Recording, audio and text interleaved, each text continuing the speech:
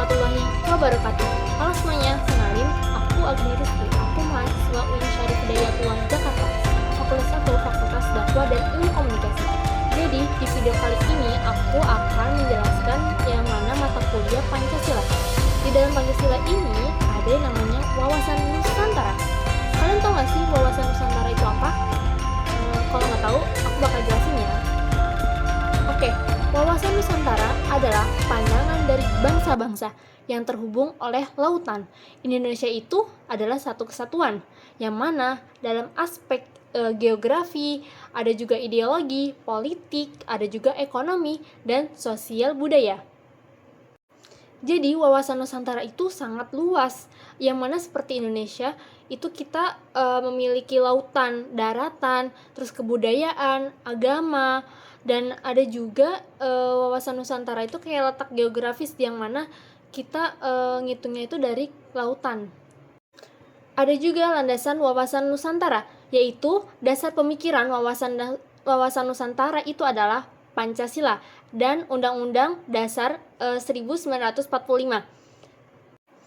Jadi ada 5 pesan pokok yang terkandung dalam pembukaan UUD 1945 pada alinea keempat, yaitu penghayatan dan hakikat martabat bangsa. Yang kedua ada kesepakatan akan cita-cita nasional, terus ada juga kebulatan tekad untuk mencapai tujuan nasional. Ada juga mempertahankan dan memperjuangkan kepentingan nasional. Ada juga kesepakatan tentang pencapaian tujuan nasional. Dan ada juga tujuan dari kedudukan wawasan Nusantara. Apa sih tujuannya itu? Jadi tujuannya itu adalah menciptakan persatuan bangsa dan kesatuan wilayahnya, dan mempertahankan dan memperjuangkan kepentingan nasional. Ada juga kedudukannya, yaitu ajaran yang menentukan sikap dalam kehidupan berbangsa dan bernegara melalui mengakui dengan adanya keragaman suku, terus adanya juga agama, ras, dan antar golongan di Indonesia. Adanya tujuan dan wawasan Nusantara itu yaitu mempersatukan bangsa dan kesatuan wilayah. Oke, apa sih dimensi wawasan Nusantara itu? Jadi dimensi wawasan Nusantara itu adalah aspek-aspek kehidupan berbangsa dan bernegara yang menjadi cara pandang diri sendiri dan cara pandang lingkungannya sebagai satu kesatuan yang utuh.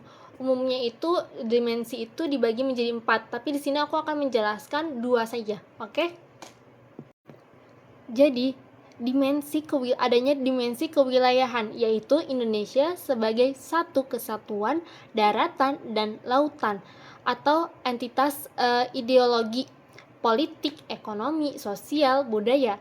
Terus pentingnya menjaga kelestarian alam sebagai karunia Tuhan. Dan dimensi kehidupan bermasyarakat, ada juga disebut di sini tertera Indonesia sebagai entitas keragaman suku, etnis, dan budaya dalam satu bangsa dan negara. Persatuan dicapai dengan toleransi, tolong-menolong, dan kerjasama. Apa fungsi wawasan Nusantara itu? Baik, di sini aku akan jelasin fungsinya wawasan Nusantara.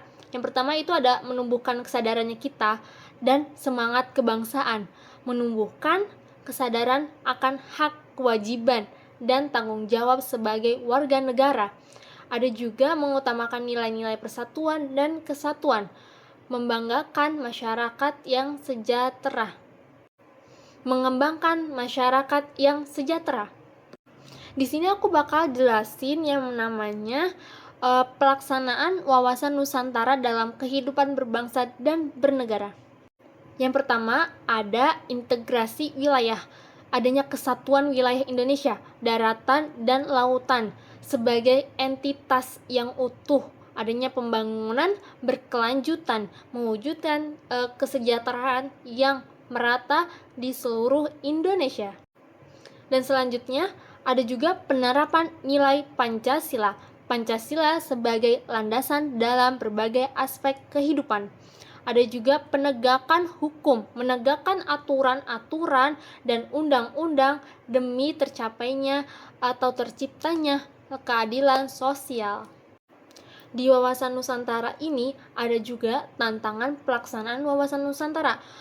Contohnya berbagai berikut, yaitu adanya perbedaan suku, agama, dan ras golongan yang mengelola keragaman budaya dalam satu kesatuan berbangsa. Jadi adanya perbedaan suku ini sangat-sangat tantangan bagi warga Indonesia atau bagi Indonesia sendiri sih, yaitu pengaruh budaya asing dan tantangan menjaga jati diri berbangsa. Globalisasi itu sangat dampaknya ada yang bagus dan ada yang jelek.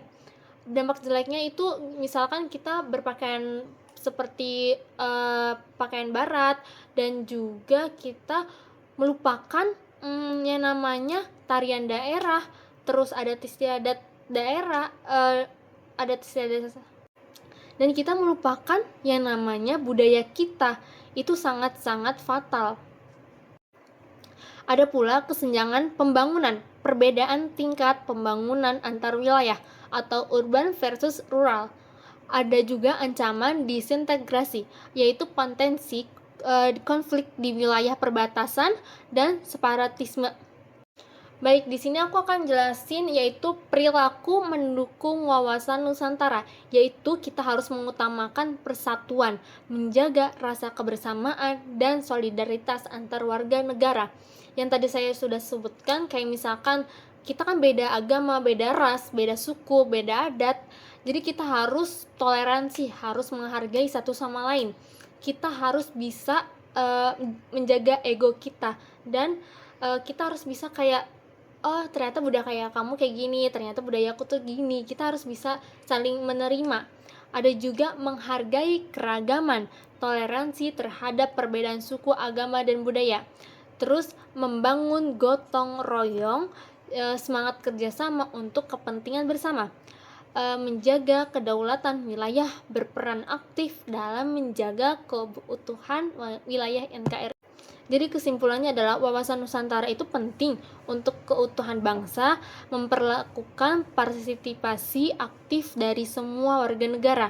Pelaksanaan wawasan Nusantara memerlukan kesadaran kolektif dalam menjaga persatuan, menghadapi tantangan global, serta mempraktikkan perilaku yang mendukung kesatuan bangsa.